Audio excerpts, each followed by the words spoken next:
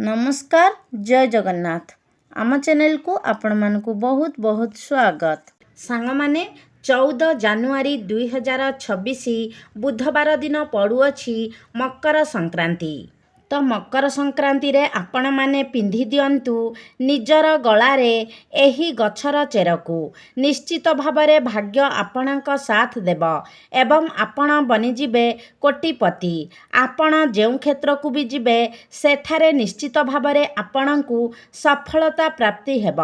सांग माने आम हिंदू शास्त्र रे अनेक प्रकारर पौराणिक महत्व रही अछि। सांग माने आमर हिंदू शास्त्र रे एपरि किछि वृक्ष मानक विषय रे उल्लेख रहिछि जेउ माने कि अत्यंत शुभ एवं पवित्र होइथांती। एपरि एमिति वृक्षलता सबु रहिछंती जेउ माने आम जीवन रे चालुथिबा समस्त समस्या गुडी को दूर करि देइथांती। सबुठारु विशेष कथा हेउछि जे वृक्षलतार ना केवल लोक माने पूजा पाठ करिथांती बरन एहाकू आमर जीवन रक्षाकारी औषध रूपरे मध्य आमे व्यवहार करिथाउ। कारण एहा अनेक प्रकारर बड़ बड़ बेमार को ठीक करि देइथाए एवं आमर वेद पुराण रे मध्य अनेक प्रकारर वृक्षलता मानक विषय रे उल्लेख रहिछि जेमिति कि तुलसी गछ, ओस्त गछ, बर गछ एमानंकर बहुत अधिक महत्व रहिअछि। तेबे सांग माने आमे समस्ते ओस्त गछर पूजा काहींकी करिथाउ? काहींकी आमे ओस्त गछर पूजा करिबा उचित? कारण ओस्त गछरे 33 कोटी देवादेवींकर बास होइथाए। सेथिपाई आमे माने ओस्त गछर पूजा करिथाउ।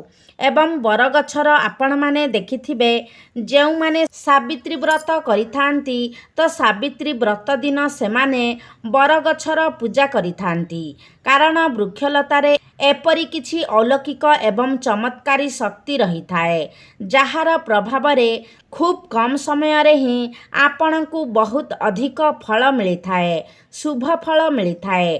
तेबे आजिर एही भिडियो रे मु आपण मानंकु एपरि किछि गछर चेर विषय रे कहिबाकु जाउछि। जदि मकर संक्रांति दिन रे आपण एही चेरकु ताबिज रे पुराई निजर शरीर रे धारण करंती आपण माने देखिबे जे खूब शीघ्र आपणकर भाग्यर ताला खोली जिवो।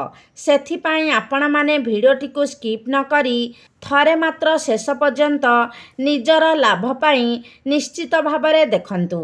तेबे एहा पूर्वरु आपण माने भिडियोटी को लाइक करी चैनलटी को सब्सक्राइब करी दियंतु एवं कमेंट बॉक्स रे श्रद्धा और भक्तिर सहित जय मां लक्ष्मी निश्चय लिखंतु। सांग माने मकर संक्रांति रे आमे माने जदि मां लक्ष्मी को प्रसन्न करी मां लक्ष्मीकर आशीर्वाद प्राप्त करिनेउछे तेबे निश्चित भावरे संपूर्ण वर्षटी आमकु शुभ फल मिली थाए।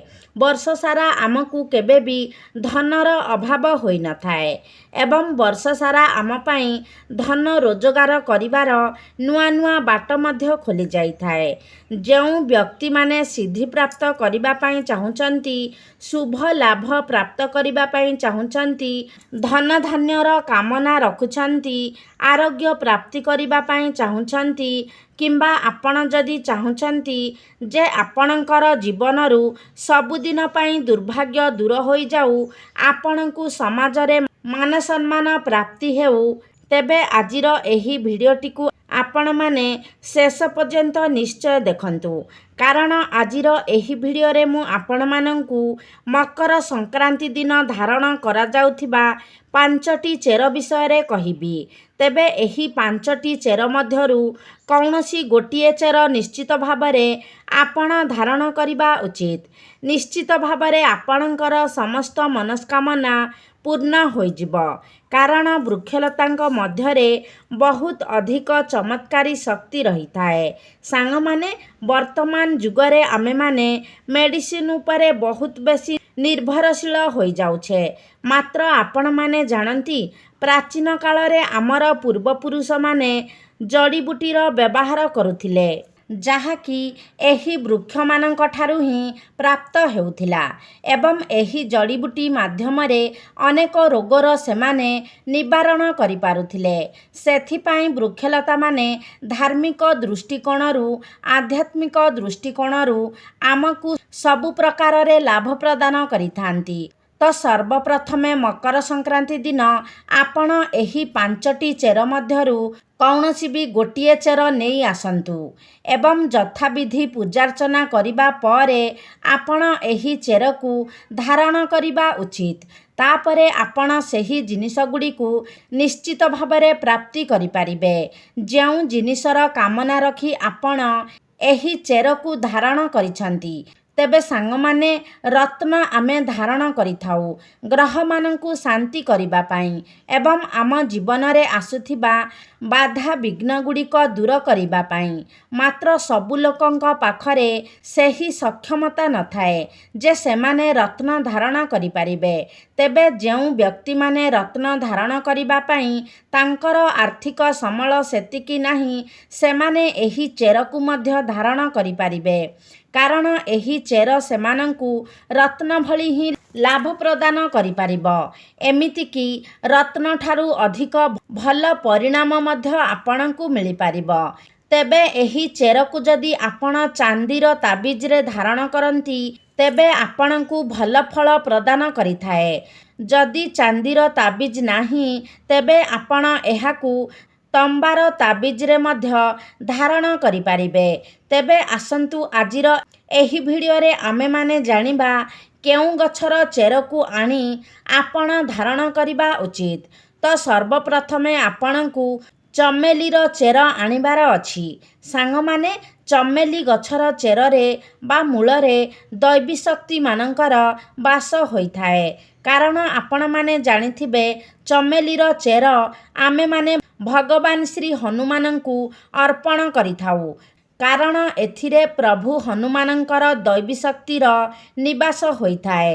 ଏବଂ ଯେଉଁ ବ୍ୟକ୍ତିମାନେ ମା ଲକ୍ଷ୍ମୀଙ୍କର କୃପା ପ୍ରାପ୍ତି କରିବା ପାଇଁ ଚାହୁଁଛନ୍ତି, ଲକ୍ଷ୍ମୀ ସିଦ୍ଧି ପ୍ରାପ୍ତି କରିବା ପାଇଁ ଚାହୁଁଛନ୍ତି, ମନ୍ତ୍ର ସିଦ୍ଧି କରିବା ପାଇଁ ଚାହୁଁଛନ୍ତି ଏବଂ ଆପଣ ଯଦି ଉତ୍ତମ ସ୍ୱାସ୍ଥ୍ୟ ପ୍ରାପ୍ତି କରିବା ପାଇଁ ଚାହୁଁଛନ୍ତି, ଏପରି ବ୍ୟକ୍ତି ଚମେଲିର ଚେରକୁ ଅବଶ୍ୟ ଆଣିବା ଉଚିତ। ତ ମକର ସଂକ୍ରାନ୍ତି ଦିନ ଆପଣ ଚମେଲିର ଚେରକୁ ନେଇ ଆସନ୍ତୁ। ତାପରେ ଆପଣ ଏହାକୁ ଭଲ ଭାବରେ ଧୋଇ ସଫା କରିନିଅନ୍ତୁ ଏବଂ ଗଙ୍ଗା ଜଳରେ ଧୋଇ ନିଅନ୍ତୁ। ତାପରେ ନିଜର ଠାକୁର ଘରକୁ ନେଇକି ଆପଣ ଏହା ଉପରେ ଚନ୍ଦନ ସିନ୍ଦୁର ଦେଇ ପୂଜା କରିନିଅନ୍ତୁ। ତାପରେ ଆପଣ ଏହାକୁ ଚାନ୍ଦିର ତାବିଜରେ କିମ୍ବା ତମ୍ବାର ତାବିଜରେ ପୂରାଇ ନିଜର ଗଳାରେ କିମ୍ବା ହାତରେ ଧାରଣ କରନ୍ତୁ। ଆପଣ ଏହାକୁ ମକର ସଂକ୍ରାନ୍ତି ଦିନ ଧାରଣ କରିପାରିବେ, ଯାହାଫଳରେ ଆପଣଙ୍କୁ ଦୈବୀ ଶକ୍ତିର ପ୍ରାପ୍ତି ହୋଇପାରିବ, ଅଲୌକିକ ଶକ୍ତିର ପ୍ରାପ୍ତି ହୋଇପାରିବ। ଏହି ଚେରକୁ ଧାରଣ କରିବା ଦ୍ୱାରା ଆପଣଙ୍କ ଉପରେ ହନୁମାନଙ୍କର କୃପା ରହିଥାଏ। ଆପଣଙ୍କୁ ଉତ୍ତମ ସ୍ୱାସ୍ଥ୍ୟର ପ୍ରାପ୍ତି ହୋଇଥାଏ, ଯାହାଫଳରେ ସର୍ବଦା ଆପଣ ନିରୋଗ ରହିଥାନ୍ତି। ଦ୍ୱିତୀୟରେ ହେଉଛି ଅପମାର୍ଗ ଗଛ। ଏହି ଗଛକୁ ଅନେକ ସ୍ଥାନରେ ଗୁଗୁଚିଆ ମଧ୍ୟ କହିଥାନ୍ତି। ତେବେ ଏହାକୁ ଅପମାର୍ଗ କାହିଁକି କୁହାଯାଇଥାଏ? କାରଣ ଏହାର ମଞ୍ଜିଗୁଡ଼ିକ ଓଲଟା ଭାବରେ ରହିଥାନ୍ତି। ସେଥିପାଇଁ ଆମେ ଏହାକୁ ଅପମାର୍ଗ କହିଥାଉ, ଅର୍ଥାତ୍ ଏହା ଦୁନିଆଠାରୁ ଓଲଟା ଚାଲିଥାଏ। ସନ୍ଥ ମହାତ୍ମାମାନେ ଏହି ଅପମାର୍ଗର ସବୁଠାରୁ ଅଧିକ ପ୍ରୟୋଗ କରିଥାନ୍ତି, ବ୍ୟବହାର କରିଥାନ୍ତି। କାରଣ ଅପମାର୍ଗର ଯେଉଁ ମଞ୍ଜି ରହିଥାଏ, ତାର କ୍ଷୀରି ବନାଇକି ଖାଇବା ଦ୍ୱାରା 1 ମାସ ପର୍ଯ୍ୟନ୍ତ ଭୋକ ଲାଗିନଥାଏ। ସେଥିପାଇଁ ସନ୍ଥ ମହାତ୍ମାମାନେ ଏହାର ମଞ୍ଜିର କ୍ଷୀରି ବନାଇକି ଖାଇଥାନ୍ତି, ଯାହାଫଳରେ ସେମାନେ ଦୀର୍ଘ ସମୟ ପର୍ଯ୍ୟନ୍ତ ସାଧନା କରିପାରିଥାନ୍ତି। ତେବେ ଏହାକୁ ଆପଣ କିପରି ଭାବରେ ପିନ୍ଧିବା ଦରକାର, ଧାରଣ କରିବା ଦରକାର? ତେବେ ମକର ସଂକ୍ରାନ୍ତି ଦିନ ଆପଣ ଏହାକୁ ଧାରଣ କରିପାରିବେ। ଆପଣ ଯଦି ଏହାର ଚେରକୁ ଧାରଣ କରୁଛନ୍ତି, ତେବେ ଆପଣଙ୍କ ଶତ୍ରୁମାନଙ୍କର ନାଶ ହୋଇଥାଏ।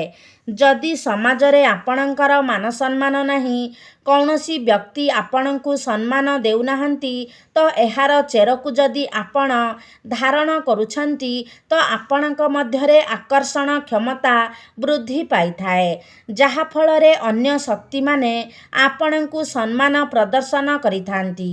ସମାଜରେ ଆପଣଙ୍କର ମାନ ସମ୍ମାନ ବୃଦ୍ଧି ହୋଇଥାଏ। ଏହାର ଚେରକୁ ଧାରଣ କରିବା ପରେ ଆପଣଙ୍କ ମଧ୍ୟରେ ଆଧ୍ୟାତ୍ମିକ ଉନ୍ନତି ହୋଇଥାଏ। ଆପଣଙ୍କ ମଧ୍ୟରେ ଆକର୍ଷଣ କ୍ଷମତା ବୃଦ୍ଧି ହୋଇଥାଏ। ତ ନିଶ୍ଚିତ ଭାବରେ ଆପଣ ଏହାର ଚେରକୁ ଧାରଣ କରନ୍ତୁ। ଏହା ବ୍ୟତୀତ ଏହି ଚେରକୁ ଧାରଣ କରିବା ପରେ ଆପଣଙ୍କର ଗ୍ରହପୀଡ଼ା ମଧ୍ୟ ଶାନ୍ତ ହୋଇଥାଏ, ଯେମିତିକି ଶନି ଦଶା, ରାହୁ କେତୁ ପୀଡ଼ା ଏସବୁ ମଧ୍ୟ ଦୂର ହୋଇଥାଏ। ତୃତୀୟରେ ହେଉଛି ବରଗଛର ଜଟା। ଏହି ବରଗଛର ଜଟା ଆପଣଙ୍କର ଭାଗ୍ୟର ତାଲାକୁ ଖୋଲି ଦେଇଥାଏ, ରାତାରାତି ଆପଣଙ୍କର ଭାଗ୍ୟକୁ ଚମକାଇ ଦେଇଥାଏ। ବରଗଛର ଯେଉଁ ଜଟା ରହିଥାଏ ତାହା ଆଧ୍ୟାତ୍ମିକ ଦୃଷ୍ଟିରୁ ଏହାକୁ ବହୁତ ପବିତ୍ର ମାନାଯାଇଥାଏ ଏବଂ ଆମର ହିନ୍ଦୁ ଧର୍ମରେ ବରଗଛକୁ ଦେବବୃକ୍ଷ ବୋଲି ମଧ୍ୟ ମାନାଯାଇଥାଏ। ତେବେ ଏହାକୁ ଦେବବୃକ୍ଷ କାହିଁକି କୁହାଯାଇଥାଏ? କାରଣ ସାବିତ୍ରୀ ବ୍ରତ ଦିନ ଆପଣ ନିଶ୍ଚିତ ଭାବରେ ଦେଖିଥିବେ ଏହି ବରଗଛର ପୂଜା କରାଯାଇଥାଏ। କାରଣ ଯେଉଁ ବରଗଛ ରହିଥାଏ ସେଥିରେ ସମସ୍ତ ଦେବାଦେବୀମାନଙ୍କର ଶକ୍ତି ନିହିତ ହୋଇଥାଏ। ବରଗଛରେ ପିତୃପୁରୁଷମାନଙ୍କର ମଧ୍ୟ ବାସ ହୋଇଥାଏ। ବରଗଛକୁ ଭଗବାନ ଶିବ ଶଙ୍କରଙ୍କର ସ୍ୱରୂପ ବୋଲି ମାନାଯାଇଥାଏ। ତ ଆପଣ ଯଦି ନିଜର ଭାଗ୍ୟକୁ ଚମକାଇବାକୁ ଚାହୁଁଛନ୍ତି, ଆପଣ ନିଜର ଆଧ୍ୟାତ୍ମିକ ଉନ୍ନତି କରିବା ପାଇଁ ଚାହୁଁଛନ୍ତି, ତେବେ ମକର ସଂକ୍ରାନ୍ତି ଦିନ ବରଗଛର ଆପଣ ଛୋଟ ଖଣ୍ଡେ ଜଟା ନେଇ ଆସନ୍ତୁ ଏବଂ ତାହାକୁ ନିଜର ଠାକୁର ଘରେ ପୂଜାର୍ଚ୍ଚନା କରନ୍ତୁ। ଏହାପରେ ଏହାକୁ ଆପଣ ତାବିଜରେ ପୂରାଇ ନିଜର ଗଳାରେ କିମ୍ବା ହାତରେ ଧାରଣ କରନ୍ତୁ। ଏହି ବରଗଛର ଜଟାକୁ ଧାରଣ କରିବା ପରେ ଆପଣଙ୍କୁ ନିଶ୍ଚିତ ଭାବରେ 20ରୁ 25ଟି ଚମତ୍କାରୀ ଲାଭ ପ୍ରାପ୍ତ ହୋଇଥାଏ। ଚତୁର୍ଥରେ ହେଉଛି ଶ୍ୱେତ ଅରଖ ଗଛର ଚେର। ଏହି ଶ୍ୱେତ ଅରଖ ଗଛକୁ ଭଗବାନ ଶ୍ରୀ ଗଣେଶଙ୍କର ସ୍ୱରୂପ ବୋଲି ମାନାଯାଇଥାଏ।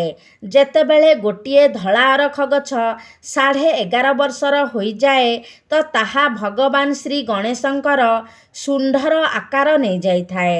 ଭଗବାନ ଶ୍ରୀ ଗଣେଶଙ୍କୁ ରିଦ୍ଧି ସିଦ୍ଧି ଶୁଭ ଲାଭଙ୍କର ସ୍ୱାମୀ ବୋଲି କୁହାଯାଇଥାଏ।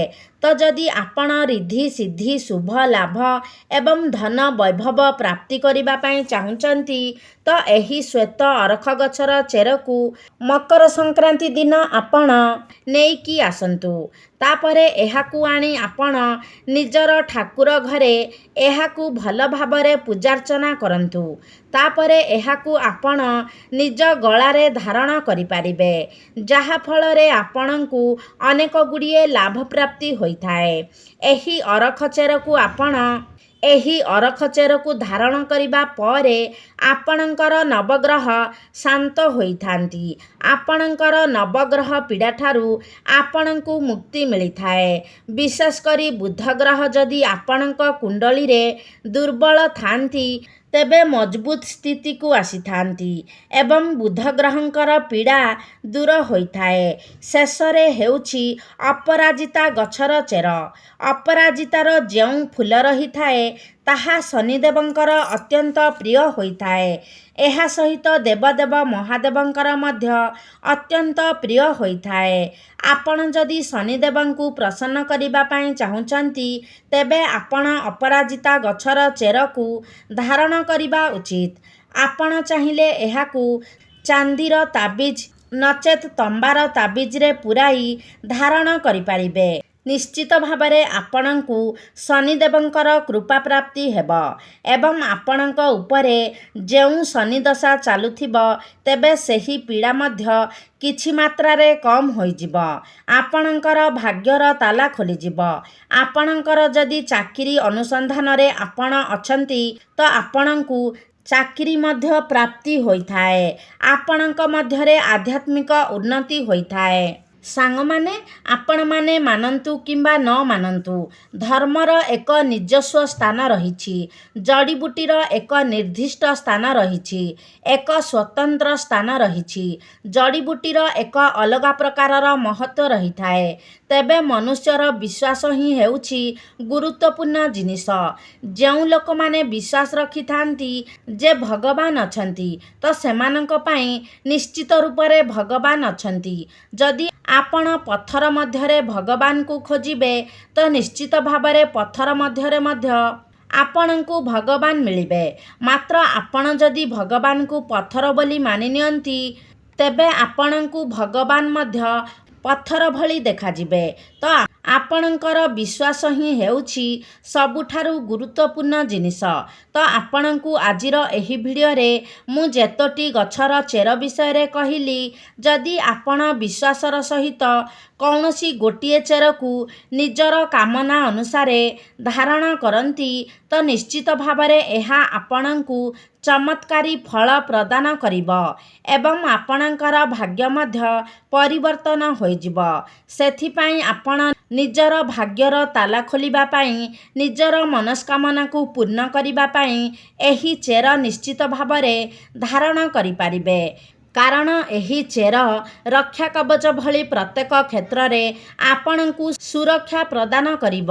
ତେବେ ସାଙ୍ଗମାନେ, ଆଶା କରୁଛି ଆଜିର ଭିଡ଼ିଓଟି ଆପଣମାନଙ୍କୁ ନିଶ୍ଚିତ ଭାବରେ ଭଲ ଲାଗିଥିବ। ଯଦି ଭଲ ଲାଗିଛି ତାହେଲେ ଲାଇକ୍ କରନ୍ତୁ, ସେୟାର କରନ୍ତୁ। ଆମ ଚ୍ୟାନେଲକୁ ଯଦି ସବସ୍କ୍ରାଇବ୍ କରିନାହାନ୍ତି ତାହେଲେ ସବସ୍କ୍ରାଇବ୍ କରିଦିଅନ୍ତୁ।